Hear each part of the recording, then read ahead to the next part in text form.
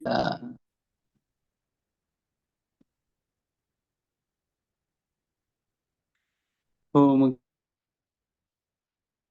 चक्षुरुन्मिलितं येन तस्मै श्रीगुरवे नमः।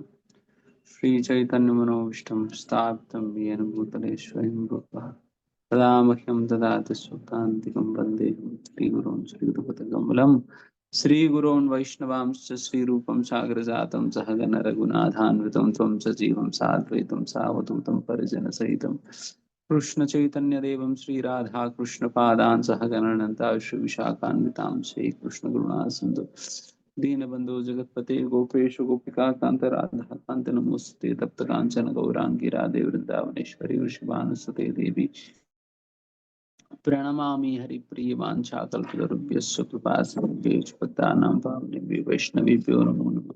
नमो विष्णुपदाय कृष्णपृष्ठाय भूतले श्रीमते मुक्तिवेदान्त स्वामिते नामिने नमस्ते सरस्वती देवान् शरणं शेष शून्यवादी पाश्चात्य देशतान्य श्री कृष्ण चैतन्य प्रभु नित्यानंद श्री अद्वैत गदाधर श्रीवासादि गौर भक्त वृंद हरे कृष्ण कृष्ण कृष्ण हरे हरे हरे राम राम राम हरे हरे। हरे कृष्णा। सभी भक्तों का स्वागत है। गोविंदा।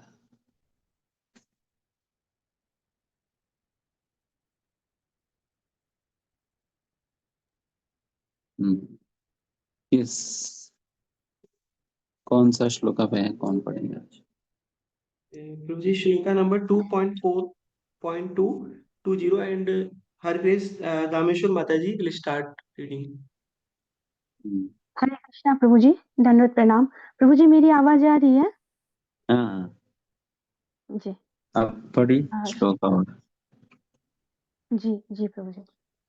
श्रियः पतिर्यज्ञपतिः प्रजापति धियां पतिर्लोकपतिर्धरापतिः पतिर्गतिश्चान्धकवृष्टिः सात्वतां प्रसीदतां मे भगवान सतां पतिः। अनुवाद। भगवान श्री कृष्ण जो समस्त भक्तों के पूजनीय स्वामी है, यदुवंश के अंधक तथा वृष्णि जैसे समस्त राजाओं के रक्षक तथा उनके यश है, सभी लक्ष्मी देवियों के पति, समस्त यज्ञों के निर्देशक, अतएव समस्त जीवों के अग्रणी, समस्त बुद्धि के नियंता, समस्त दिव्य एवं भौतिक लोकों के अधिष्ठाता तथा पृथ्वी पर परम अवतार है, वे मुझ पर कृपालु हो। तात्पर्य। चूंकि श्री सुखदेव गोस्वामी प्रमुख गंतव्य लीक अर्थात अनुचित धारणा से मुक्त हैं, अतः वे भगवान श्री कृष्ण के संबंध में अपनी अनुभूति को समस्त सिद्धियों के सार के रूप में बताते हैं। प्रत्येक व्यक्ति लक्ष्मी की कृपा का आकांक्षी रहता है, लेकिन लोग ये नहीं जानते कि भगवान श्री कृष्ण समस्त लक्ष्मियों के प्रियतम पति हैं। ब्रह्म संहिता में कहा गया है कि श्री भगवान अपने दिव्य धाम गोलोक वृंदावन में सुरभि गायों को चराते रहते हैं और वहां लाखों लक्ष्मियां उनकी सेवा करती रहती है। ये सारी लक्ष्मियां उनकी अंतरंग शक्ति के अंतर्गत लादिनी शक्ति की अभिव्यक्तियां हैं, और जब श्री भगवान इस पृथ्वी पर प्रकट हुए थे तब उन्होंने इस लादिनी शक्ति के कार्यकलापों का आंशिक प्रदर्शन उन बद्ध जीवों को आकृष्ट करने के लिए रास लीला के रूप में किया, जो तुच्छ काम वासना की मृग तृष्णा के पीछे दौड़ते रहते हैं। श्रील सुखदेव गोस्वामी जैसे श्री भगवान के शुद्ध भक्त, जो भौतिक जगत के गर्हित विषयी जीवन से पूर्ण रूप से विरक्त थे, उन्होंने श्री भगवान की लादनी शक्ति के इस कार्य का विवेचन कभी भी काम वासना से संबंधित बताकर नहीं किया, अपितु उन संसारी लोगों को अचिंत दिव्य रस का आस्वादन कराने हेतु किया, जो विषयी जीवन के पीछे दौड़ते रहते हैं। संसार में मोह की जंजीरों में बद्ध होने का मूल कारण विषय जीवन ही है, और श्रील सुखदेव गोस्वामी कभी भी संसारी विषय जीवन के प्रति रुचि नहीं रखते थे। ना ही श्री भगवान की लादनी शक्ति की अभिव्यक्ति का ऐसी पतित वस्तुओं से कोई संबंध होता है। भगवान श्री चैतन्य एक दृढ़ सन्यासी थे, यहाँ तक कि वे किसी भी स्त्री को नमन करने तथा प्रणाम करने के लिए भी अपने निकट नहीं आने देते थे। उन्होंने जगन्नाथ मंदिर में देवदासियों द्वारा की जाने वाली प्रार्थना तक कभी नहीं सुनी, क्योंकि सन्यासी को स्त्री जाति द्वारा गाए गए गीत भी सुनने की मनाही है। फिर भी दृढ़ सन्यासी पद पर रहते हुए भी उन्होंने वृंदावन की गोपियों द्वारा की गई पूजा की विधि को श्री भगवान की सर्वोच्च प्रेमा भक्ति के रूप में मान्यता दी। श्रीमती राधा रानी तो ऐसी लक्ष्मियों में प्रधान है, अतएव वे श्री भगवान की लादनी अर्धांगिनी है और भगवान श्री कृष्ण से अभिन्न है। जीवन में सर्वोच्च लाभ प्राप्त करने हेतु वैदिक अनुष्ठानों में विभिन्न प्रकार के यज्ञ करने की संस्तुतियां की गई हैं। बड़े बड़े यज्ञ करने से प्राप्त होने वाले वर अंततः लक्ष्मी द्वारा की गई कृपा ही है और लक्ष्मी के पति या प्रियतम होने के कारण श्री भगवान समस्त यज्ञों के भी स्वामी हैं। वे सभी प्रकार के यज्ञों के अंतिम भोक्ता हैं, इसीलिए विष्णु का एक अन्य नाम यज्ञपति भी है। श्रीमद् भगवत गीता में संस्तुति की गई है कि प्रत्येक कार्य यज्ञपति के लिए किया जाए, यज्ञार्थात कर्मणः, अन्यथा मनुष्य के कार्य प्रकृति के नियम द्वारा उनके बंधन का कारण होंगे। जो लोग किसी भी प्रकार की भ्रांत धारणाओं से मुक्त नहीं हैं, वे छोटे छोटे देवताओं को प्रसन्न करने हेतु यज्ञ करते हैं, लेकिन भगवत भक्त अच्छी तरह जानते हैं कि भगवान श्री कृष्ण ही समस्त याज्ञिक अनुष्ठानों के परम भोक्ता हैं। अतएव वे संकीर्तन यज्ञ श्रवणम कीर्तनम विष्णु करते हैं, जो इस कलयुग के लिए विशेष रूप से संस्तुत है। कलयुग में अन्य प्रकार के यज्ञों को संपन्न करना संभव नहीं है, क्योंकि व्यवस्था अपर्याप्त है और कुशल पुरोहित भी नहीं मिल पाते। श्रीमद् भगवत गीता 3.10 से हमें ये जानकारी मिलती है कि ब्रह्मा ने ब्रह्मांड में बद्ध जीवों को जन्म देने के पश्चात उन्हें यज्ञ करने तथा समस्त जीवन बिताने का आदेश दिया, संपन्न जीवन बिताने का आदेश दिया। ऐसे यज्ञों के संपन्न करने से बद्ध जीवों को कभी भी जीवन निर्वाह करने में कठिनाई नहीं होती। अंततोगत्वा वे अपने जीवन को शुद्ध कर सकते हैं। वे देखेंगे कि उनकी उन्नति आध्यात्मिक जीवन में सहज में ही हो गई है और वही जीव का वास्तविक स्वरूप है। बद्ध जीव को चाहिए कि वह कभी भी यज्ञ, दान तथा तपस्या का परित्याग किसी भी दशा में ना करे। ऐसे सभी यज्ञों का उद्देश्य यज्ञपति अर्थात श्री भगवान को प्रसन्न करना है। इसीलिए श्री भगवान प्रजापति भी है। कठ उपनिषद के अनुसार अकेले श्री भगवान असंख्य जीवों के नायक है। सारे जीव श्री भगवान द्वारा पालित हैं। एको बहुनाम यो विदधाति कामान, इसीलिए श्री भगवान सर्वोपरि भूत भृत या सभी जीवों के पालक कहलाते हैं। जीवों को उनके पूर्व कर्मों के अनुपात के अनुसार ही बुद्धि प्रदान की जाती है। सारे जीवों को एक समान गुण वाली बुद्धि प्रदान नहीं की जाती, क्योंकि बुद्धि के ऐसे विकास के पीछे श्री भगवान का नियंत्रण रहता है, जैसा कि श्रीमद् भगवद गीता 15.15 में घोषणा की गई है। परमात्मा के रूप में श्री भगवान सबके हृदय में निवास करते हैं और उन्हीं से स्मृति, ज्ञान की शक्ति तथा विस्मृति आती है। मत्तः स्मृतिर ज्ञानम अपोहनम च। एक व्यक्ति भगवत कृपा से अपने भूतकाल के कार्यों को भली भांति स्मरण कर सकता है, जबकि दूसरा व्यक्ति नहीं कर पाता। कोई व्यक्ति भगवत कृपा से अत्यधिक बुद्धिमान होता है, किंतु उसी नियंत्रण से दूसरा व्यक्ति मूढ़ होता है। अतः श्री भगवान धियामपति अथवा बुद्धि के स्वामी हैं। बद्ध जीव भौतिक जगत के स्वामी बनने का प्रयास करते हैं। प्रत्येक व्यक्ति अपनी उच्चतम बुद्धि का प्रयोग करके भौतिक प्रकृति पर प्रभुत्व जताना चाहते हैं। बद्ध जीव द्वारा बुद्धि का यह दुरुपयोग पागलपन कहलाता है। मनुष्य को अपनी बुद्धि का उपयोग भवबंधन से मुक्त होने हेतु करना चाहिए, लेकिन बद्ध जीव अपने पागलपन के कारण इंद्र तृप्ति में ही अपनी समस्त शक्ति तथा बुद्धि लगा देता है और इस उद्देश्य की प्राप्ति हेतु वह सभी प्रकार के दुष्कर्म करता है। परिणाम ये होता है कि पागल बद्ध जीव संपूर्ण स्वतंत्रता का मुक्त जीवन प्राप्त करने के बदले पुनः पुनः अनेक प्रकार के बंधनों में पड़ता रहता है। भौतिक जगत में हम जो कुछ देखते हैं वो श्री भगवान की ही सृष्टि है। अतएव समस्त ब्रह्मांडों में प्रत्येक वस्तु के वे ही वास्तविक स्वामी हैं। बद्ध जीव श्री भगवान के वश में रहकर इस सृष्टि के एक अंश का भोग कर सकता है, लेकिन आत्मनिर्भर बनकर नहीं।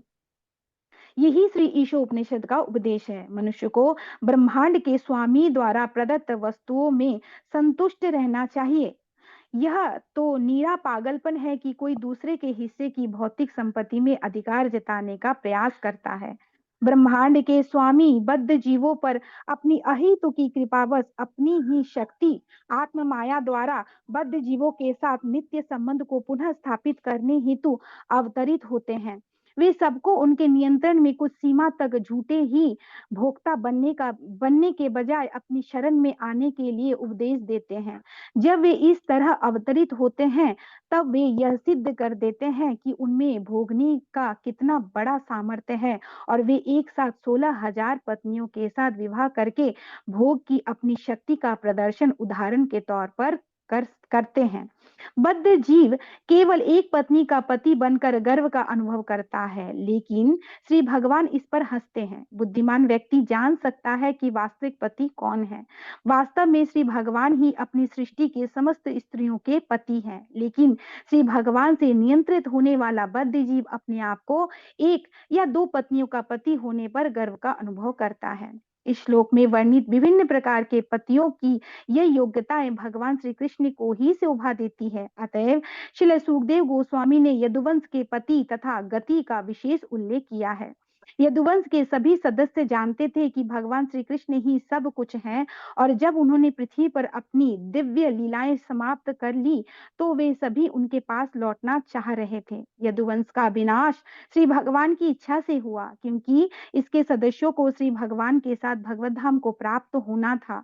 यदुवंश का संहार परमेश्वर द्वारा सृजित एक भौतिक प्रदर्शन था, अन्यथा यदुवंश के सारे सदस्य श्री भगवान के नित्य संगी हैं। अतएव श्री भगवान समस्त भक्तों के मार्गदर्शक हैं। इसीलिए श्री सुखदेव गोस्वामी ने प्रेम पूरित भावों से श्री भगवान को सादर नमस्कार किया। हरे कृष्णा प्रभु जी, धन्यवाद।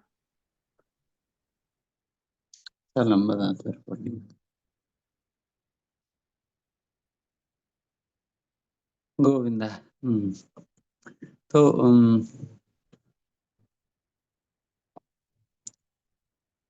तो आप सभी को समझ में आया पति कौन होते हैं? सभी का पति कौन है? प्रभुपाद जी ने क्या समझाया? सभी का पति कृष्ण ही है। केवल माताओं के पति होते हैं या पुरुषों का भी? कृष्ण माताओं के पति होंगे, पुरुषों का नहीं। सभी का पति है। पुरुष का भी पति कृष्ण ही है और माताओं का भी पति कृष्ण ही है। हम अभी स्त्री पुरुष का भेद तो केवल इस शरीर के कारण हम कर रहे हैं, शरीर के तौर पे हम कर रहे हैं। वैसा तो देखा जाए तो स्त्री और पुरुष में आत्मा के स्तर पे तो किसी भी प्रकार का भेद नहीं है। एंड उन सारे आत्माओं का पति है भगवान। एंड पति का मतलब ये है जो भरण पोषण करेगा, भरता है। कहता है ना भरता।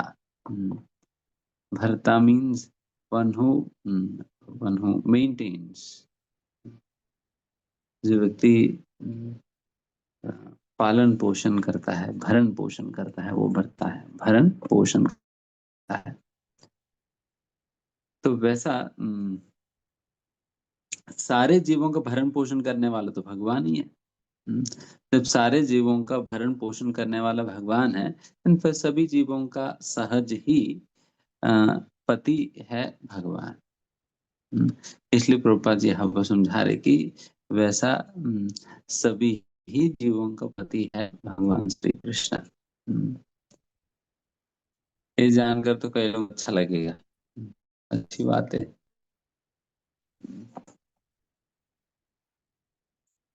हम तो अभी तक सोच रहे थे ये हमारा पति है, ये हमारा पत्नी है करके। ठीक है, ये वाले नहीं है। सही में तो कृष्ण है। एंड जितने भी गुण इत्यादि एक स्त्री चाहती है अपनी पति में देखना, चाहे सौंदर्य हो, चाहे सामर्थ्य हो, क्षमता हो, शक्ति हो, तो सारे ही गुण भगवान श्री कृष्ण में ही है। इसलिए सभी लोगों को ही आइडियल पति मिला हुआ है। हम्म, सभी लोगों का आइडियल पति कृष्ण के रूप में मिला हुआ है।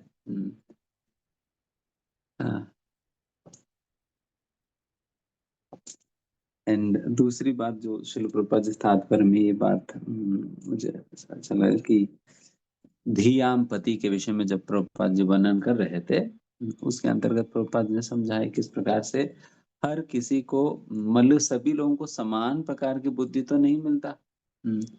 सभी लोगों की वो अपनी पूर्व कर्म फलों के आधार पर ही हर किसी को अपने अपने सामर्थ्य और क्षमता के अनुसार उनको बुद्धि दी जाती है। उनको बुद्धि दी जाती है।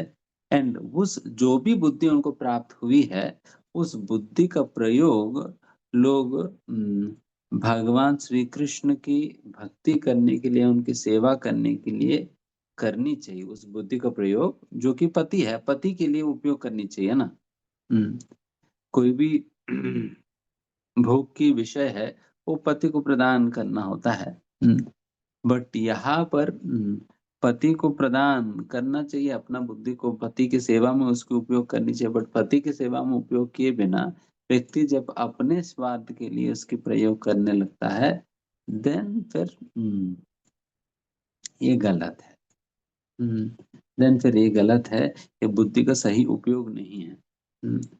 बुद्धि का सही उपयोग नहीं, जब व्यक्ति उस बुद्धि का प्रयोग केवल अपना धन कमाने के लिए हो, अपने नाम बढ़ाने के लिए हो, या अन्य भौतिक चीजों की प्राप्ति के लिए जब इस बुद्धि का प्रयोग करता है, देन वो बुद्धि का सही उपयोग नहीं है। इसलिए यहाँ समझाए जा रहे हैं कि असलियत में जो बुद्धि दियामपति जो है भगवान श्री कृष्ण है, और वैसा जो धियामपति कृष्ण है, उनकी सेवा में ही हम अपना बुद्धि का प्रयोग करनी चाहिए। एंड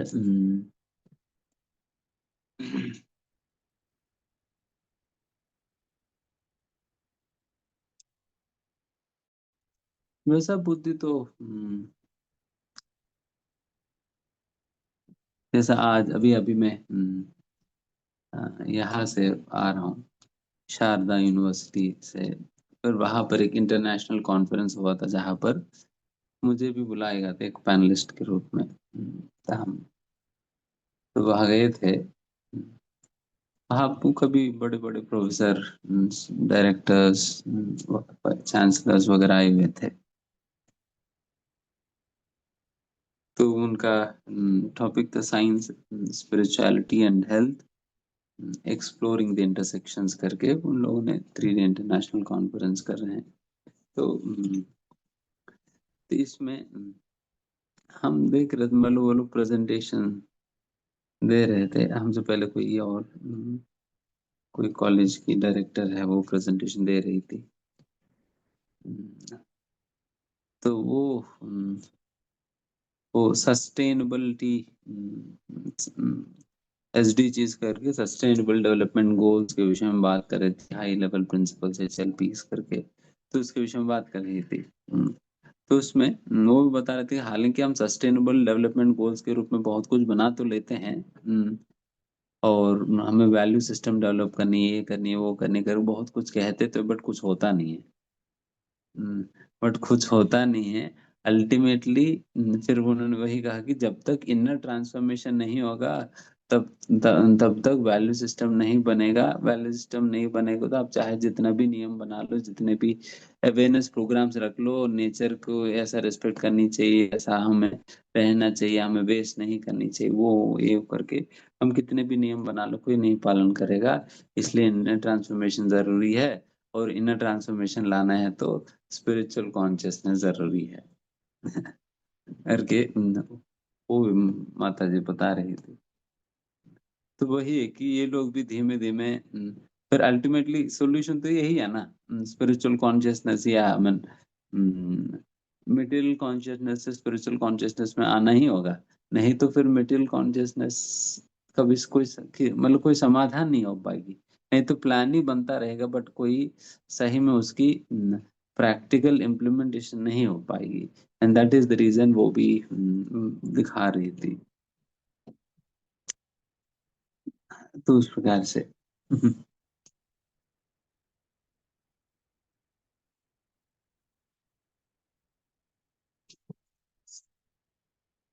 एंड वहां पर एक जिस पैनल में मैं था तो उसको मॉडरेट करने के लिए एक आईपीएस ऑफिसर थे, वो आए थे।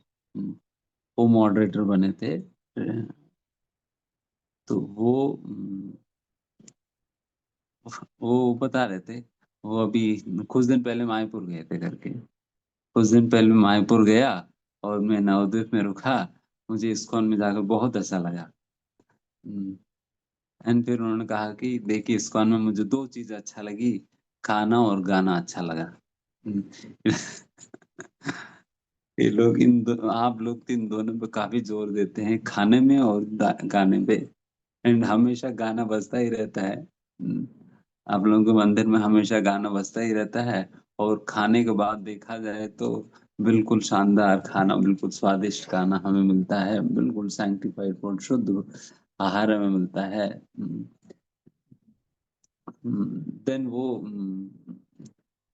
देन फिर वही वो आईपीएस ऑफिसर वो बीच में सभी स्टूडेंट्स को कह रहे थे, हाँ आप लोग ये जो देखिए सारा जितने भी वेद है, सारा वेदों का सार है उपनिषद है। एंड सारा उपनिषदों का सार है गीता।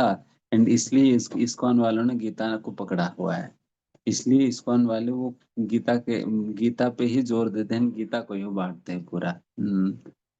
तो फिर उन्होंने फिर सभी बच्चों को कहा कि आप सभी लोगों को गीता पढ़नी चाहिए एंड फिर जिन जिन को भी गीता चाहिए स्वामी जी से मिल लीजिए बाद में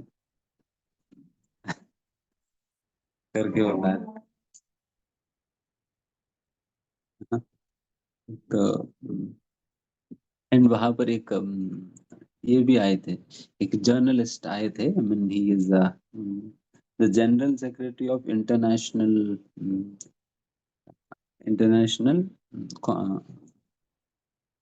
कमिटी ऑफ जर्नलिस्ट, सारे जितने भी इंटरनेशनल लेवल पर जर्नलिस्ट के सारे जनरल सेक्रेटरी के रूप में कार्य कर रहे थे। एंड उन्होंने अपना शेयर किया कि वो मैं पैनल में सभी लोग फिर मुझे देखकर फिर इस्कॉन के विषय में कहने लगे। फिर वो भी कहने लगे मैं भी 2 साल तक मैं इस्कॉन मंदिर गया था, वहां प्रसाद लिया था। एंड फिर जब मैं पहली बार सारे जर्नलिस्ट की मैंने मीटिंग बुलाई, ऑल इंडिया मीट, देन फिर हमने ईस्ट ऑफ कैलाश में किया। सभी लोगों ने पूछा कि अरे आपने ऐसा क्यों किया, ऐसा कोई मंदिर में क्यों रखवाया। फिर उन्होंने कहा कि नहीं सभी लोगों को प्रसाद खाने के लिए मिलेगा इसलिए मैंने मंदिर में रखवाया।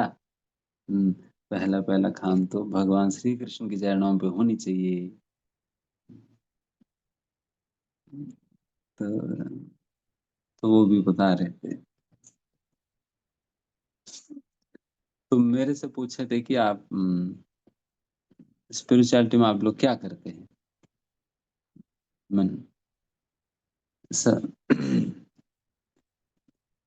देन में तो वही बताए जो आप लोगों को हम बताते हैं, ABCD फॉर्मूला उनको भी वही समझा। ये पर ये पर एसोसिएशन भी को बुक्स ही पहचानती, यही होता है हम वहां पर। तो उस प्रकार से ठीक है, some whatever it is they are making some, I mean कम से कम लोग अभी सोच रहे हैं। मोदी जी ने जो IKS कंपलसरी कर दिया ना इंडियन नॉलेज सिस्टम्स, इसको कंपलसरी कर देने की वजह से फिर ये सभी लोग वैसे इसमें थोड़ा दिमाग चला रहे हैं, थोड़ा थोड़ा चर्चा कर रहे हैं। एंड वैसा उसकी वजह से ही इस IKS के अंतर्गत ही कल हम शारदा यूनिवर्सिटी में ही पूरा अभिषेक करने वाले भगवान की। यूनिवर्सिटी कैंपस में ही अभिषेक करेंगे भगवान की, एंड फिर उसमें फूलों को होली करवाएंगे, कीर्तन करवाएंगे, नचवाएंगे। कल हम ये सारा प्रोग्राम वही लोग रखवाए हैं, वही लोग रखवाए हैं, वही लोग स्पॉन्सर भी कर रहे हैं। जनरली यूनिवर्सिटीज में ऐसा प्रोग्राम, ये तो बिल्कुल कोर रिलीजियस एक्टिविटी है ना, बिल्कुल नहीं कराते। बट हो गया, कल अभिषेक करेंगे वहां पर, कल नीति वर्ष के विषय में प्रवचन देंगे हमें हम। अच्छा है, कम से कम इस दौरान तो ये जो प्रोफेसर से ये सभी लोग सुनेंगे, देखेंगे, कीर्तन में भाग लेंगे, नाचेंगे, कीर्तन करेंगे। तो वैसा वैसा तो ये सभी बुद्धिजीव है, जितने भी वहां पर आए हुए थे। एंड जैसा बुद्धिजीवों के पास भी इस संसार के अंतर्गत समाज समस्याओं का समाधान करने के लिए कोई उपाय नहीं है। अल्टीमेटली उनको भी इसलिए वो माता जी डायरेक्टर के विषय में जो बता रहा हूँ ना, वो भी स्पिरिचुअल कॉन्शियसनेस से कोट कर रही है। जब तक आप स्पिरिचुअल कॉन्शियसनेस पे नहीं आएंगे तब तक समाधान नहीं होगा। नहीं होगा, कोई ऑल्टरनेटिव नहीं है। तो हमारा सौभाग्य है कि हम उसी में हैं। हम स्पिरिचुअल स्पिरिचुअल करके चुप नहीं रहे स्पिरिचुअल के बीच में, हम सीधा कृष्णा कॉन्शियसनेस, सीधा कृष्णा कॉन्शियसनेस है में। तो हम सभी लोगों को बहुत बड़ा सौभाग्य है। जहां तक वो लोग अभी अभी पहुंचने के संबंध में बातें कर रहे हैं, वहां तक वो बात तो प्रभुपाद जी ने हमें कब का बता दिया, हमारा आचरण कब का बता दिया, बेटा मतलब काम चलेगा नहीं, आपको इसमें आना ही होगा। पहले हमारा आचरण बता दिया। तो आप सभी अच्छे बच्चे हैं, इसलिए आप लोग आ गए। कृष्ण भावनामृत में आप सभी आ गए हैं और अभ्यास कर रहे हैं। तो इसका मतलब आप सभी ज्यादा एडवांस्ड उनसे, उन सारे बड़े बड़े प्रोफेसर, जर्नलिस्ट, आईपीएस ऑफिसर, इन सभी लोगों से आप ज्यादा एडवांस्ड है। तो आप सभी लोगों को गर्व करनी चाहिए कि हम ज्यादा एडवांस्ड है।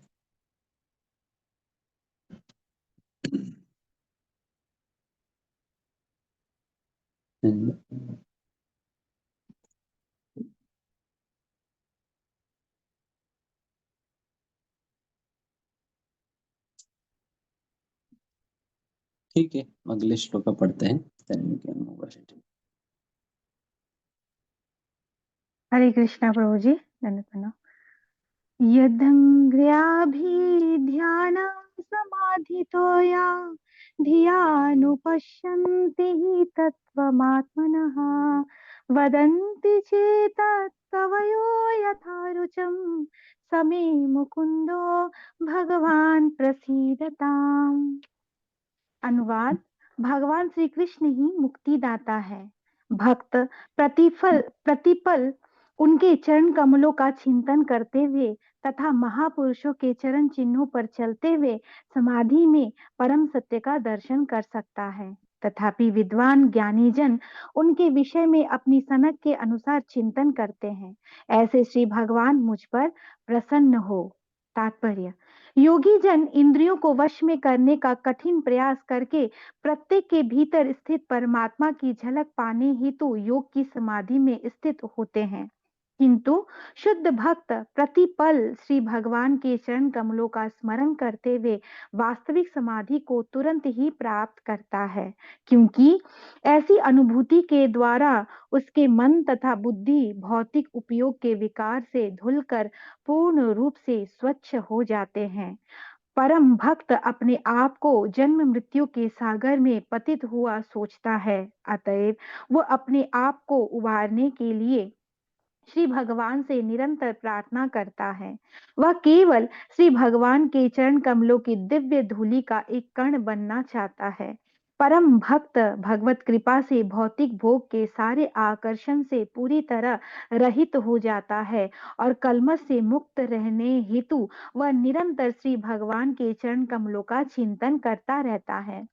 श्री भगवान के महान भक्त राजा कुलशेखर ने प्रार्थना की है, कृष्ण त्वदीया पद पंकज पंचरांतम अद्वैममी विशतो मानस राजहंस प्राण प्रयाण समये कफपात पित्ते कंठावरोधना विधो स्मरण कुतस्ते। हे श्री कृष्णा, मेरी प्रार्थना है कि मेरा मन रूपी हंस तुरंत आपके चरण कमल के डंठलों तक डूबकर उनके जाल में उलझ जाए, अन्यथा मेरी अंतिम सांस के समय जब मेरा गला कफ से रुद्ध हो जाएगा, तब भला मैं आपका चिंतन कैसे कर सकूंगा। हंस तथा कमल नाल के मध्य घनिष्ठ संबंध होता है, अतः ये उपमा अत्यंत उपयुक्त है। हंस या परम हंस बने बिना जीव के लिए श्री भगवान के चरण कमलों के डंठलों के जाल तक प्रवेश कर पाना असंभव है। जैसा कि ब्रह्म संहिता में कहा गया है कि ज्ञानी अपने पांडित्य के बावजूद अनंत काल तक तर्क वितर्क करने पर भी परम सत्य का स्वप्न तक नहीं देख सकता, श्री भगवान ऐसे ज्ञानियों के समक्ष अपने आप को प्रकट न करने का अपना अधिकार सुरक्षित रखते हैं। और चूंकि ऐसे लोग श्री भगवान के चरण कमलों के डंठलों के जाल में प्रवेश नहीं कर पाते, अतएव सारे ज्ञानी अपना अपना भिन्न निष्कर्ष निकालते हैं और अंत में अपनी अपनी रुचि के अनुसार यह कहकर समझौता करते हैं, जितने पंथ उतने मत।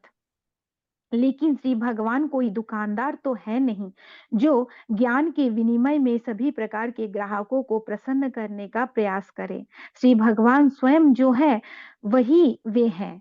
वे तो पूर्ण पुरुषोत्तम भगवान परमेश्वर हैं और वे चाहते हैं कि लोग पूर्ण रूप से उनके ही शरणागत हो। लेकिन शुद्ध भक्त पूर्ववर्ती आचार्यों के पथ का अनुसरण करते हुए अपने गुरु के पारदर्शी माध्यम से परमेश्वर को देख सकता है। अनुपश्यंती शुद्ध भक्त मानसिक तर्क द्वारा श्री भगवान का दर्शन करने का प्रयास कभी नहीं करता, अपितु वो आचार्यों के पद चिन्हों पर चलता है। महाजनो येन गतः सपंतः। अतएव वैष्णव आचार्यों में श्री भगवान तथा भक्तों को लेकर कोई मतभेद नहीं रहता। भगवान श्री चैतन्य जोर देकर कहते हैं कि जीव श्री भगवान का सनातन दास है और वह एक ही साथ श्री भगवान के से एक तथा पृथक है। भगवान श्री चैतन्य की इस तत्व को वैष्णव मत के चारों संप्रदाय समान रूप से मानते हैं। मोक्ष के पश्चात भी श्री भगवान की शाश्वत दासता सभी स्वीकार करते हैं और ऐसी कोई प्रामाणिक वैष्णव आचार्य नहीं है जो श्री भगवान तथा अपने आप को एक सोच सके। श्री भगवान की सेवा में 100% लीन रहने वाले शुद्ध भक्ति की ये विनम्रता भगवत भक्त को समाधि दशा प्राप्त कराती है, जिससे वो प्रत्येक वस्तु की अनुभूति करता है, क्योंकि श्री भगवान निष्ठावान भक्त के समक्ष प्रकट होते हैं, जैसा कि श्रीमद् भगवद गीता 10.10 में कहा गया है।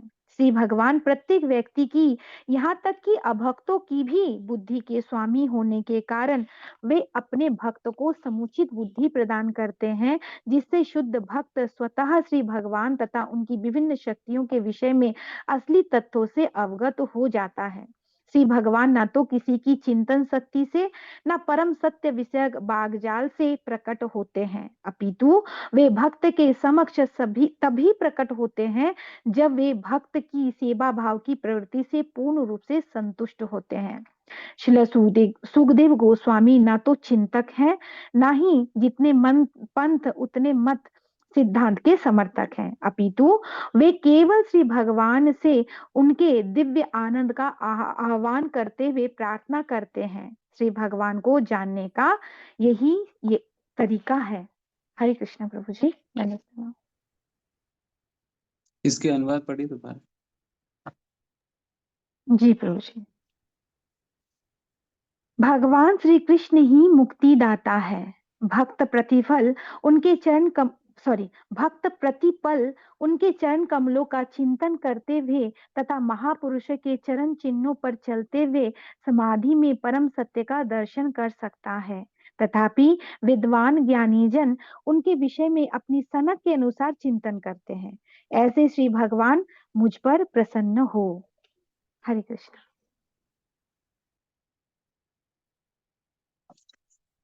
विद्वान जन अपने समझ के अनुसार चिंतन करेंगे, वैसे है ना।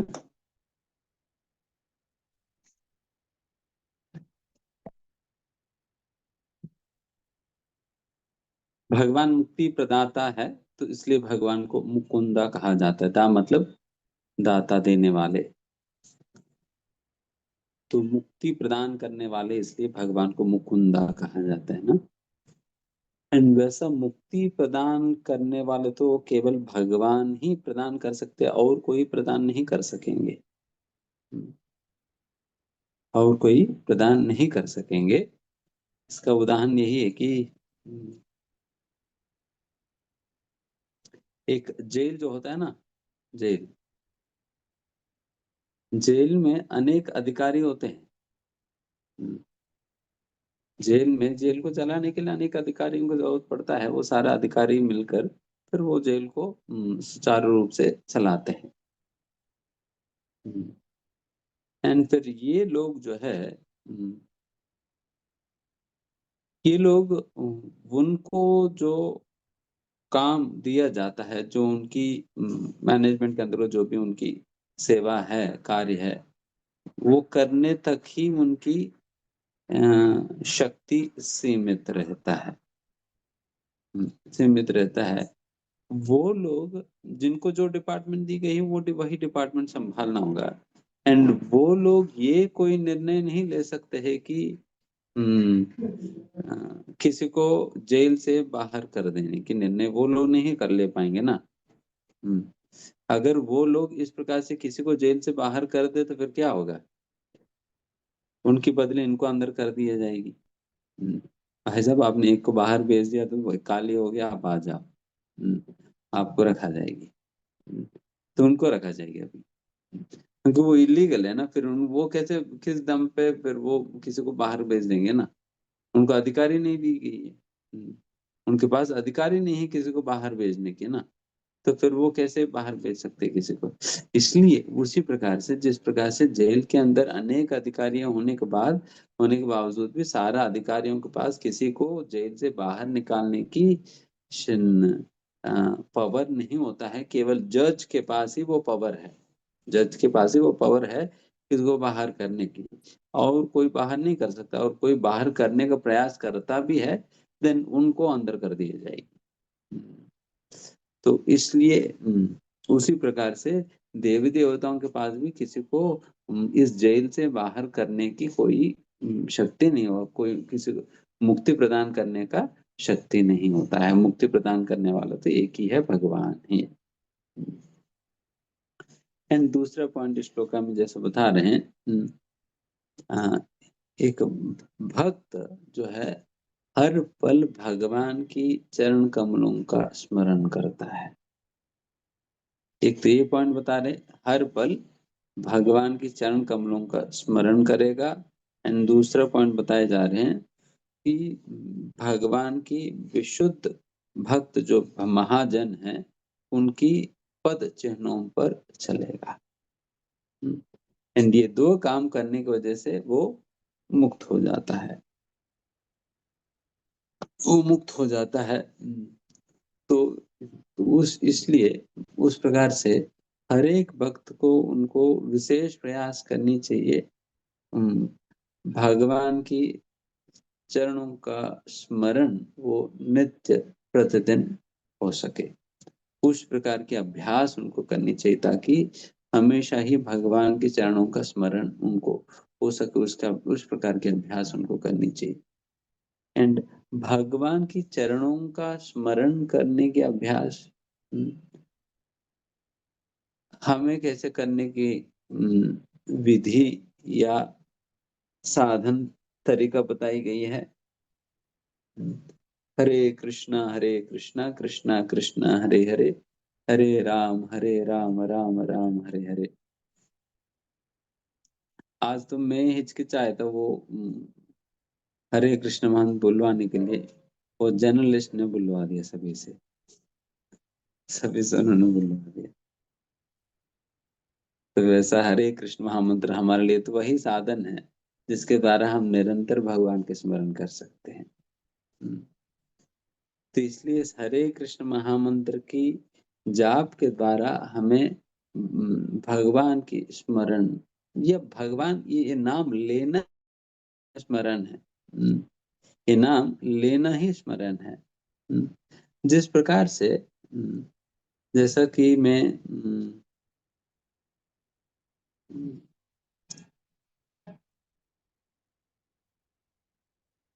योगी जी,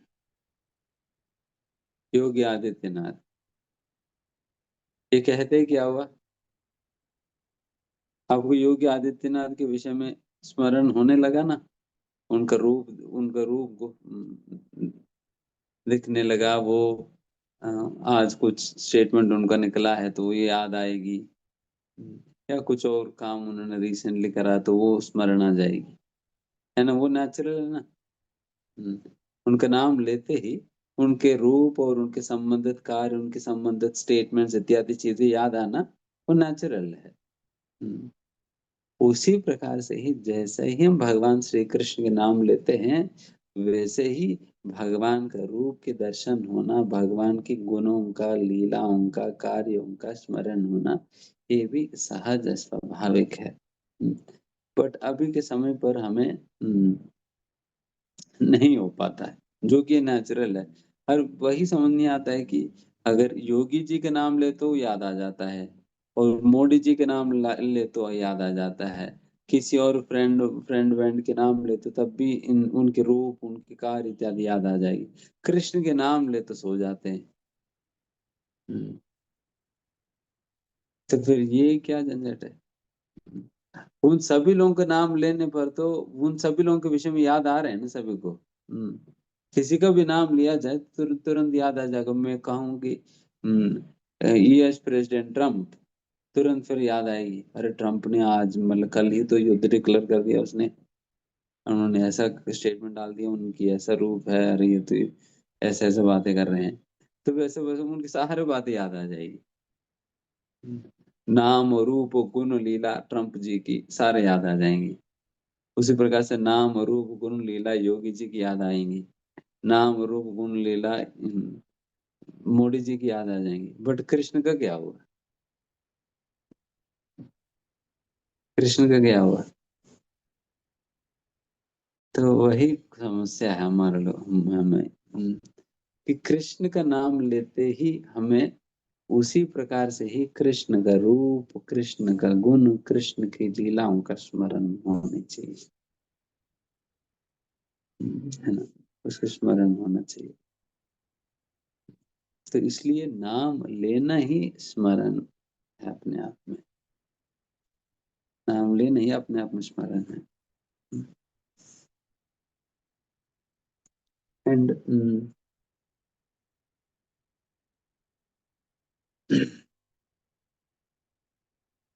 तो इस प्रकार से नाम लेने के द्वारा हम कृष्ण के स्मरण करते हैं। इसलिए हमारे लिए कृष्ण के चरण कमलों के स्मरण करने के संबंध में जो यहाँ पर बताए जा रहे हैं, तो हमारे लिए तो यही निर्देशन है कि हमें निरंतर भगवान के नाम लेने के अभ्यास करने चाहिए। One should practice chanting incessantly। जैसा भागवत में कहा जाता है, शृण्वन्ति गायन्ति गृह्णन्ति अभिक्षणसः न स्मरन्ति नन्दन्ति तबे हि हितं जनाः। इसमें बताया जाता है, शृण्वन्ति गायन्ति गृह्णन्ति स्मरन्ति नन्दन्ति अभिक्षणसः। अभिक्षणसः मतलब बिना कोई रुकावट की, मतलब incessantly मतलब कहीं रुकना ही नहीं है, उस प्रकार से नाम हमारा मुंह से निकलना चाहिए। गंगा नदी के प्रवाह की तरह वो बहते ही जाना चाहिए नाम। हरे कृष्ण कृष्ण कृष्ण हरे हरे, हरे राम राम राम हरे हरे, हरे कृष्ण हरे हरे, हरे राम राम राम हरे हरे। तो उस प्रकार से व्यक्ति निरंतर भगवान के नाम लेने का अभ्यास करनी चाहिए।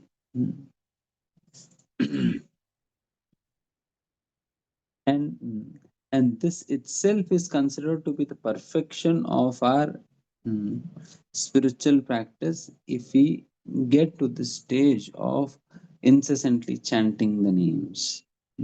यही अपने आप में परिपूर्णता है, यही अपने आप में सिद्धि है, यही अपने आप में जीवन का लक्ष्य है, अगर हम निरंतर ही भगवान श्री कृष्ण के नाम हम ले सकेंगे तो। उसके लिए हमें निरंतर उसके अभ्यास करना होता है। कोई भी काम करते वक्त, कहीं जाते वक्त, कुछ भी करते वक्त निरंतर भगवान की नाम हम गुनगुनाते रहें। कोई भजन के रूप में हो या कोई गीत के रूप में हो, या नहीं तो वैसा ही आप रटो, तो उस प्रकार से बट मुंह चलते रहना चाहिए, चलते रहना चाहिए, उस प्रकार से करना चाहिए, उस प्रकार से व्यक्ति का अभ्यास करनी चाहिए भगवान के नाम लेने की।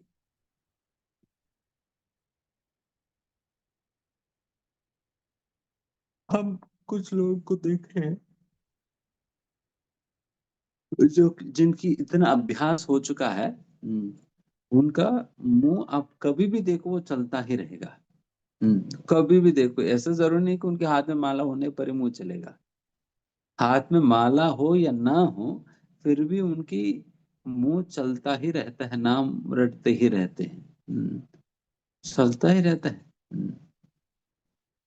तो वो बीमारी लग जाना चाहिए, अच्छा बीमारी है। तो अच्छा बीमारी है, और इस बीमारी के लिए भगवान से प्रार्थना करना चाहिए, भगवान मुझे ऐसा बीमार कर दो मैं उठ ना पाऊं, ऐसा बीमार कर दो कहे, ताकि मैं ये बीमारी कभी ना हो और आपके नाम रटते रहें। तो उस प्रकार से निरंतर भगवान के नाम चलने चाहिए।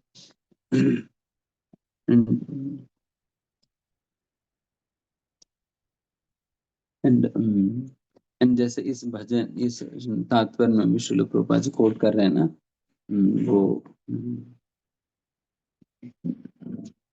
यहाँ की श्लोका मुकुंदमाला सूत्र की, कृष्णात्पदीय पद पंकज पांजरांतम अद्वैव मे विशतु मानस राजहंस, प्राण प्रयाण समये कपवात पित्तैः कंठावरोदन विधौ स्मरणं कुतस्ते। यहाँ पर राजा कुलशेखर भगवान से प्रार्थना कर रहे हैं, भगवान पता नहीं मैं जब बूढ़ा हो जाऊंगा, मेरा कंठ कप से भर जाने के कारण हो सकता है मेरे कंठ अवरुद्ध हो जाए, जिसके कारण आपका नाम ही मेरे मुंह से नहीं निकल पाए, तो नहीं निकल पाए तो फिर क्या गारंटी है। इसलिए भगवान मैं आपसे ये प्रार्थना कर रहा हूँ, अभी तो मेरा शरीर तो बिल्कुल स्वस्थ है, स्वस्थ है, और आपका नाम मैं ले सकता हूँ। अगर प्राण निकलना है तो अभी निकल जाए, अभी निकल जाए, जब मैं आपकी स्मरण कर पाऊंगा तो अभी निकल जाए तो बेहतर है, बाद में तो कोई क्या होने वाली है। कंठावरोदन विधौ स्मरणम कुतस्ते, आपकी स्मरण कैसे हो पाएगी जब कंठ अवरुद्ध हो जाएगी।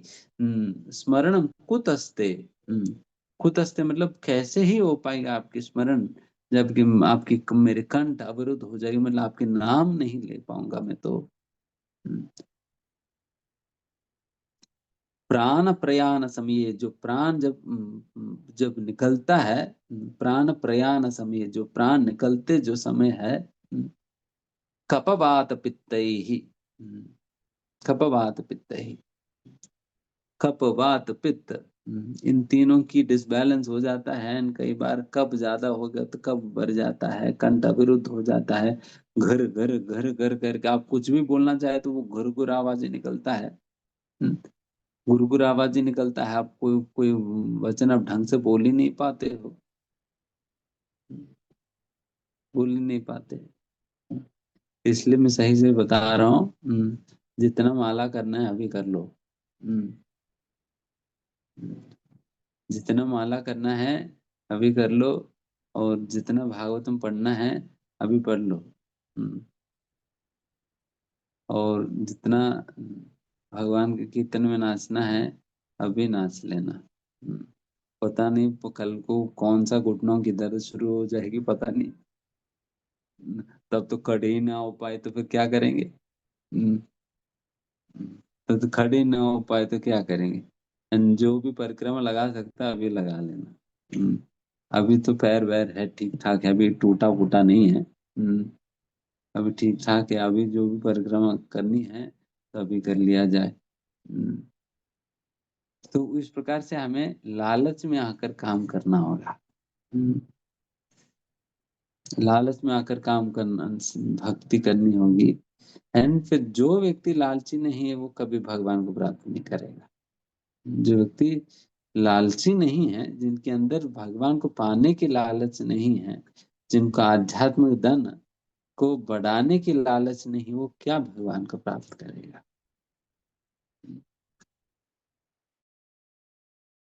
हमें बढ़ाकर हमें अभी तक तो जो भी काम कर पा रहे हो उससे काम चला लो। ठीक है भैया, अभी जितना रगड़ना है रगड़ देते हैं इसको। जितना नाम लेना है, फिर जब तक गला बैठ ना जाए तब तक हम नाम लेते रहेंगे। तब देखा जाएगी, जब गला बैठ ही जाएगी तब तक देखेंगे क्या होगा। अभी तो चला दो पूरा फुल पेस चलाओ। बाद में किसने देखा कब तक हम रहेंगे, और अगर रहेंगे भी तो सारा इंद्रिया काम करेगी नहीं, पता नहीं।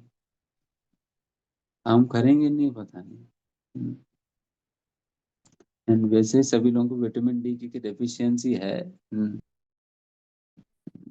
तो वो लगता नहीं, वैसे अपना सारा हड्डी वड्डी वीक पड़ा हुआ है, कभी भी टूट जाएंगे। कभी भी टूट जाएंगे। तो बेहतर है और डिफिशियंसी बढ़ने के पहले धूप में जाकर परिक्रमा कर लो। तो विटामिन डी भी मिल जाएगी और परिक्रमा भी हो जाएगी। ऐसा कुछ कुछ करना पड़ेगा। एंड इसमें बता रहे हैं ना कि कृष्णातीय पद पंकज पांजरांतम अध्यैव वे विशतु मानस राजहंसा। अगर मेरा मन एक हंस होते, और आपकी चरण एक कमल का, what is that stem, stem को क्या कहेंगे, वो स्टेम है।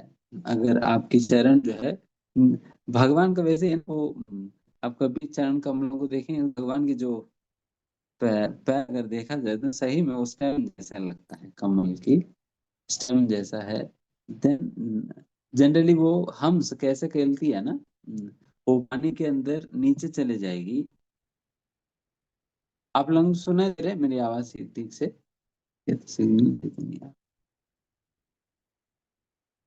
इस टूल की आवाज सुनाई दे रही है। हाँ हाँ, सुनाई दे रही है टूल की आवाज अच्छे से। टाइम हो गया। तो मैं कह रहा था कि कमल ये हम्स, हाँ हम्स के विषय में बता रहे थे। हम्स क्या करती है, वो हम्स जो है कई बार उनका एक प्रकार की खेलना होता है। कैसे खेलती है वो पानी में, वो पानी के अंदर नीचे चले जाएगी। और कमल तो कैसे क्या होता है, कमल तो ऊपर की तरफ फूल होता है और नीचे उसका स्टेम होता है ना। हम्म, नीचे उनका स्टेम होता है, ऊपर की तरफ फूल होता है। वो कमल के नीचे चले जाएगी, नीचे जाकर अपने गर्दन को, वो हंस की गर्दन बहुत लंबा होता है ना, अपने गर्दन को उस स्टेम पे लपेट कर लपेट लेती है और निकालना लपेटने में उनको खूब आनंद मिलता है, उनको कुछ मजा है उसमें, कुछ आनंद है उनको उसमें, तो उस प्रकार से लपेट लपेट लेती है। असम में आपको हंस जो है पानी में जाकर कमल के फूल के नीचे जाती है, एंड फिर कमल की जो स्टेम है, स्टेम के साथ अपने गर्दन को घुमाकर फंसा देती है। तो उस प्रकार से करने में उनको आनंद मिलता है। तो यहाँ पर बताया जा रहा है जिस प्रकार से हंस की गर्दन जो है आपकी मतलब कमल की स्टेम पे फंसी फंसी हुई है, और मैं भी चाहता हूं कि मेरा हंस रूपी मन जो है आपका कमल रूपी आपकी चरणों पे वो भी उसी प्रकार से एंटेंगल हो, एंटेंगल हो करके यहाँ पर बहुत ही आर्टिस्टिकली यहाँ पर राजा कुलशेखर अपनी भावना व्यक्त कर रहे हैं। So this is how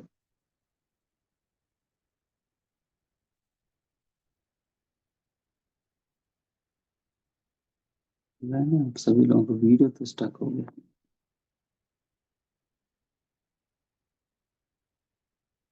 ठीक है, तो ये जब भी मैं श्लोक का कहता हूँ मुझे मेरे जीवन में एक संदर्भ याद आता है कि एक बार जब मैं कंपनी में ही जॉब कर रहा था, उस समय मतलब मैं नया नया आया था नोएडा में, नया नया जॉब था। उस समय हम बेस में रहते थे, एंड एक समय पर मुझे मेरे सेवा लगी थी सब्जी लाने की। तो हम दो लोग जाते हैं बाइक पे, जाकर सब्जी खरीद कर गोदी में रख के सब्जी लाते हैं, पूरा हफ्ते की सब्जी लाते हैं। तो इस प्रकार से मेरे सेवा लगा था, तो मैं सब्जी मार्केट गया था। तो वो डिवोटी ड्राइव करते थे, तो मैं पीछे बैठकर सब्जी पकता था। एंड उसी समय में ये वाली श्लोका जो अभी मैंने कहा ना, ये श्लोका उस समय मैंने नया नया सीखा था,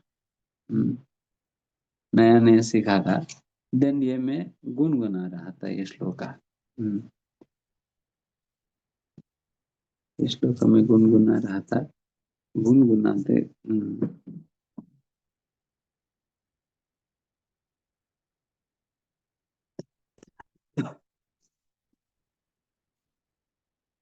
तो मैं तो फिर मैं पूरा मार्केटिंग कर दिया। देन फिर ये श्लोका गुनगुनाते हुए कर रहा था।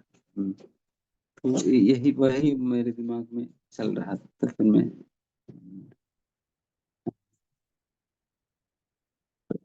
फिर उसी समय हमें लगा कि पता नहीं सारा स्टक हो जाए।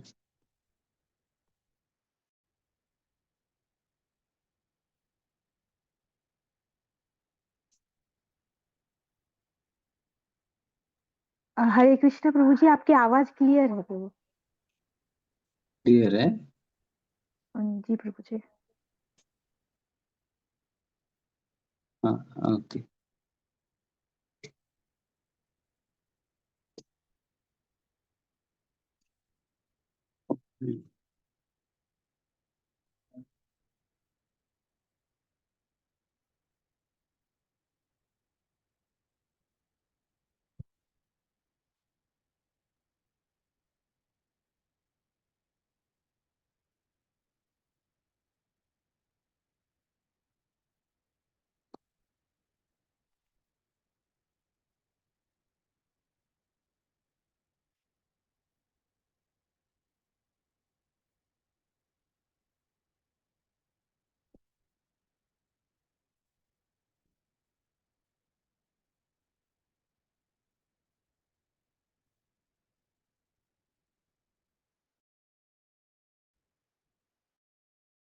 तो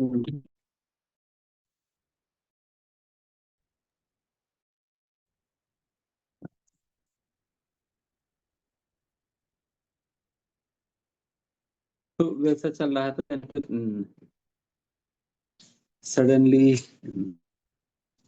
जब इस श्लोक का अर्थ के विषय में मैं सोचने लगा, देन कुछ ही क्षणों में क्या हुआ कि वो एक सामने से लॉरी जा रहा था, उसके नीचे चलेगी भाई।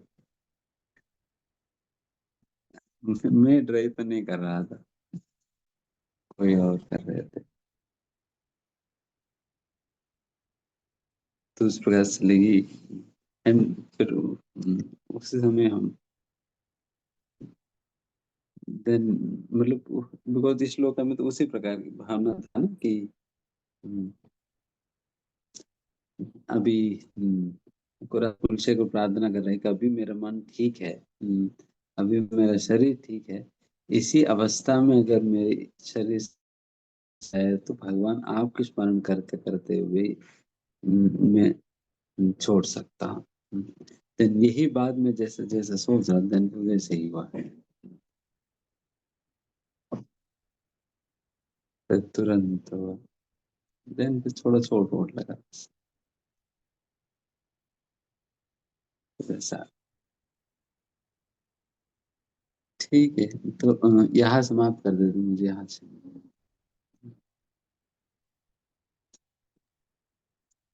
फिर कल ठीक है, अगले हफ्ते मिलेंगे। तो फिर आप जी क्वेश्चंस लेंगे कुछ? हाँ, एक दो प्रश्न।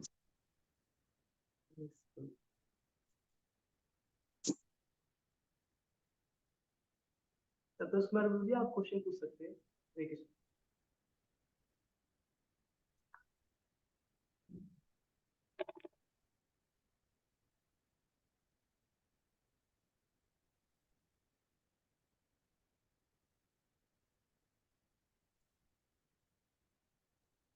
हरे कृष्णा संतोष कुमार प्रभु जी आप क्वेश्चन पूछ सकते हैं, आपने हैंड रेज किया।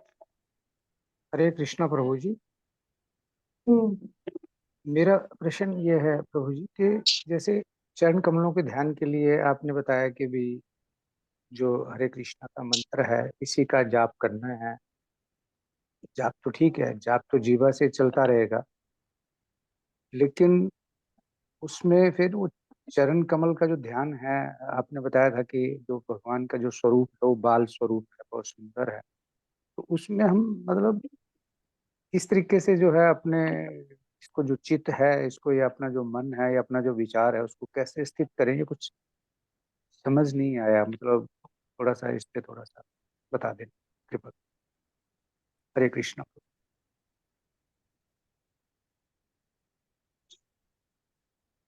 देखिए वही कि चरणों पे मन तभी स्थिर होगा जब चरणों की महिमा पता होगा। हम्म, अगर उसकी महिमा जाने बिना तो वैसा अपने मन को चरणों पे स्थिर कर पाना बहुत मुश्किल है। इसलिए उसकी महिमा जानना होगा।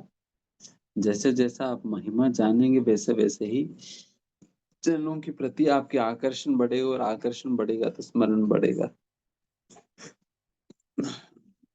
तभी भावना भी तो आएगी ना, जब उसकी महिमा पता है, उसकी महत्व पता है, तभी आपकी भावना बनेगा उन चरणों के दर्शन करने के प्रति। तब आप जब भी चरण देखेंगे तब आपको याद आएगी किस प्रकार से इन चरणों का ही तो ब्रह्मा जी ने धोया है। ब्रह्मा जी ने भगवान कृष्ण के चरणों का अभिषेक किया हुआ था, अभिषेक किया हुआ है। एंड एक समय पर तो जब ब्रह्मा जब भगवान ये वामन अवतार लिए हुए थे, फिर भगवान की नाखून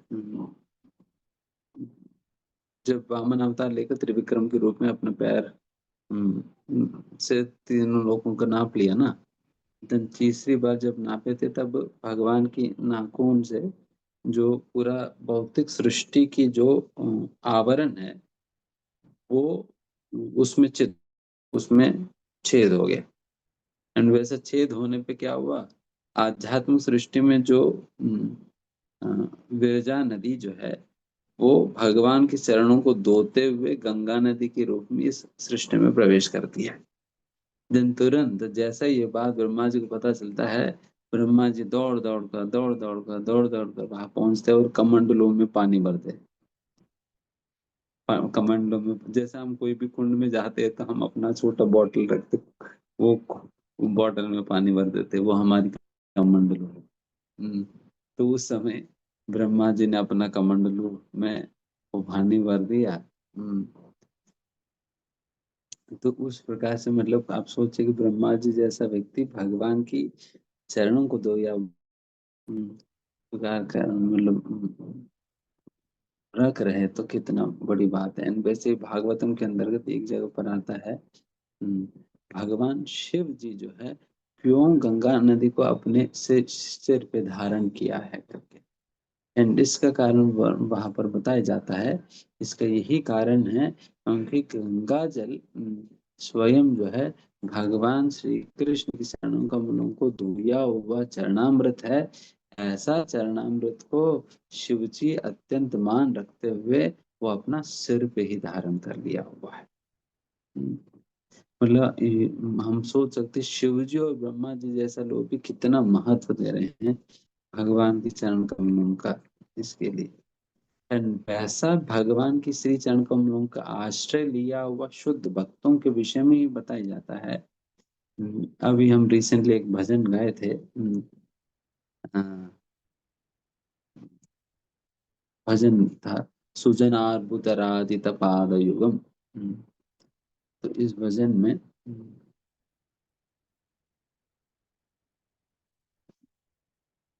उस भजन में गाया जाता है, भक्त प्रणाम कर रहे हैं, हे गुरुदेव आपकी चरण कमलों की नाखून से निकलता हुआ तेज को मैं नमस्कार करता हूँ।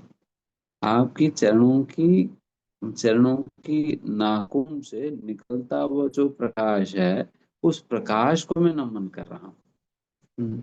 अब सोचे कि जिन भक्तों ने, इन भक्तों की ऐसा महिमा क्या है, केवल इस कारण से ही है क्योंकि उन लोगों ने भगवान की चरणों का आश्रय लिया हुआ है।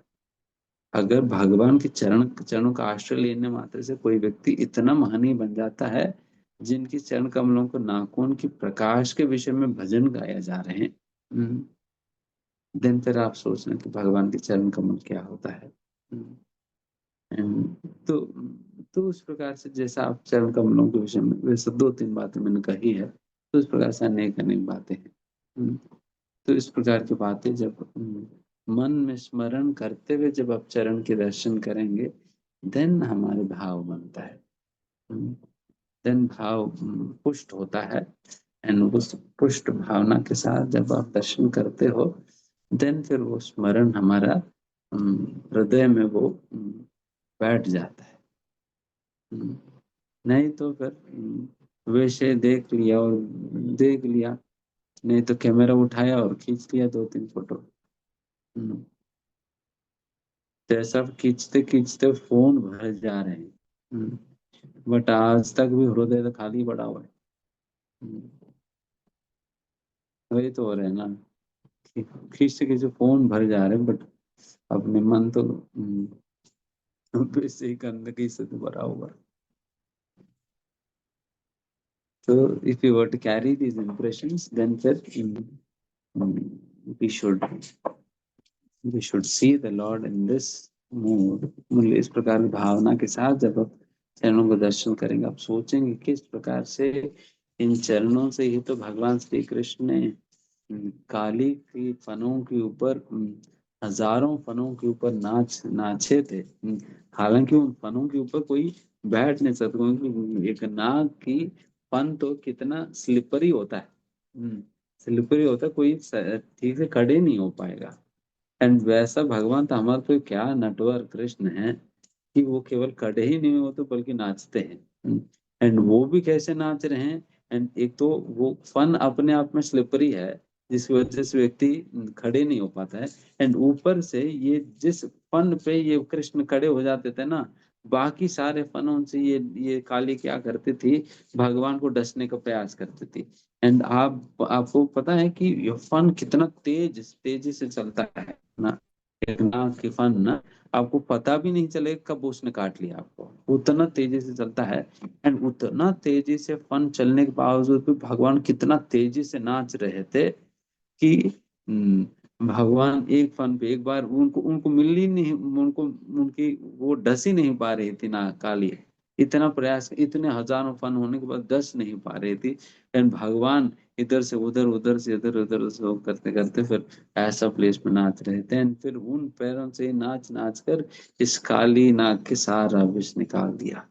हम्म, तो भगवान की चरणों को वैसे स्मरण करो, भगवान आपकी चरणों को मैं भी तो धारण करूं, जिससे मेरे हृदय में भी तो काली नाग की तरह खूब विष भरा हुआ है। अहंकार के रूप में, ईर्ष्या के रूप में बहुत विष है। मैं भी तो काली से कोई कम तो नहीं हूँ। तो यहाँ पर भी एक दो मार, एक दो तीन बार मार दो हमें भी, ताकि हमारा भी सारा विष निकले। तो वैसे प्रार्थना करो।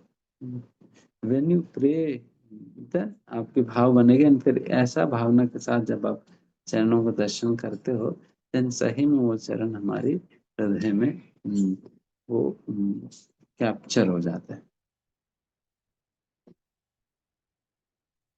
तो वैसे सब टाइम ठीक है। Hare Krishna. Thank you so much prabhu ji, the wonderful class today. So हम सभी भक्त प्रभु जी के लिए एक बार हरे कृष्ण महामंत्र का जप करेंगे। हरे कृष्णा कृष्णा कृष्णा हरे हरे, हरे Ram Ram Ram Hare Hare. Thank you so much prabhu जी, बहुत ही अच्छी क्लास थी। हरे अभी कृष्ण। मैं थोड़ा सा समराइज करने का कोशिश करूंगा जो प्रभु जी ने आज सिखाया हमें। एंड प्रभु जी बताए कि जो श्लोका स्टार्टिंग हुआ था, उस श्लोका में ये बात कही गई थी कि who is our real husband, मतलब चाहे कोई भी हो, कोई भी जीव हो, सो हर जीव का जो पति है वो भगवान कृष्ण ही है ultimately. And apart from that फिर प्रभु जी बताए कि अगर कोई भी व्यक्ति, कोई भी जीव अपनी, स्पेसिफिकली ह्यूमन बींग्स में अगर कोई भी अपनी प्रॉब्लम्स को सॉल्व करना चाहता है, विशेषकर जो भौतिक जगत की जो समस्याएं हैं, दैट कैन बी, ये तभी समाप्त हो सकती है जब हम आध्यात्म को अपनाएं। स्पिरिचुअलिटी को जब हम अडॉप्ट करेंगे, एक्सेप्ट करेंगे, प्रैक्टिस करेंगे, then we can overcome the material problems. And उसके बाद में प्रभु जी ने सेकंड श्लोक के अंदर जो मेजर महाराज कुलशेखरा की जो प्रेयर्स हैं उनके बारे में बताया है कि वो चाहते हैं कि अभी मैं जिंदा हूँ, और आई मीन अभी मैं, मेरी स्मरण शक्ति अच्छी है, सो मैं भगवान को अच्छे से याद करके, so he is demanding basically death from the lord, कि मेरे को अभी अभी ही डेथ दे दीजिए ताकि मैं आपको याद करते के पास जा सकूं। एंड सेकंड वो बता रहे हैं कि भगवान को कैसे याद कर सकते हैं, स्मरण शक्ति। सो भगवान के चरण कमलों पे फोकस करने के लिए फिर प्रभु जी बताए थे कि किस तरीके से, जैसे एक एग्जाम्पल दिया था कि जैसे एक हंस किस तरीके से जो कमल का जो तना होता है कमल के पौधे का, तो उससे लिपटता है, सिमिलर वे में वैसे ही वो प्रेयर्स कर रहे हैं कि अभी मेरा मन वैसा हो जाए कि मैं आपके चरण कमलों पे हमेशा फोकस कर सकूं। एंड इस तरीके से प्रभु जी ने आज की क्लास को फिनिश किया। बहुत ही अच्छी क्लास थी। और एक प्रभु जी ने लास्ट में जो बताया था कि कैसे हम भगवान के चरण कमलों को याद कर सकते हैं, सो उसका बताया था कि जब हम भगवान के चरण कमलों की महिमा को सुनेंगे, है ना, विशेषकर जो भी इंसिडेंट्स हुए लॉर्ड ब्रह्मा या लॉर्ड शिवा के द्वारा, जब हम स्मरण करेंगे देन फिर हम भगवान के चरण कमलों को अच्छे से याद कर पाएंगे। तो आज की क्लास यहीं पे हम विराम देंगे। सही वक्तों को सादर दंड प्रणाम। सो ऐसे ही आप क्लास में आते रहिए। हरे कृष्णा। वांछा कल्पतरुभ्यश्च कृपा सिन्धुभ्यश्च पतितानां पावनेभ्यो वैष्णवेभ्यो नमो नमः। अनंत कोटि वैष्णव वृंद की जय। हरे कृष्णा।